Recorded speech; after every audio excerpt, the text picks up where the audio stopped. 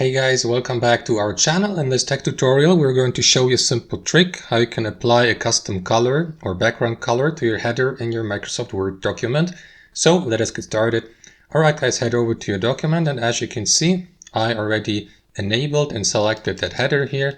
So if I head over to the header editing or to that menu here, you will notice that there are actually no features like, for example, background color or change or apply a custom color.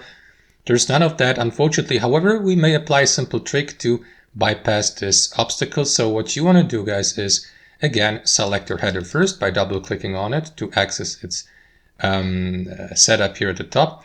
And from here, switch to the Insert tab here in the top left, and from there select Shapes under Illustrations here, and simply select a rectangle shape from that list below, like that one here. And draw your rectangle or square by starting, for example, in the very top left corner. So let me do it really precisely, just like that. Hold your left mouse and release your left mouse once you have reached the bottom right corner of your header, just like that. So that's how you add a square. Now you may fill it with color or apply a custom color. To do that, head over to the shape format options here at the top. And below you will see a shape styles. You may customize the style of your header or of the square and also fill it with color by clicking on that button here and by simply applying a custom color. So let me go with, I don't know, slight blue, like that one, light blue.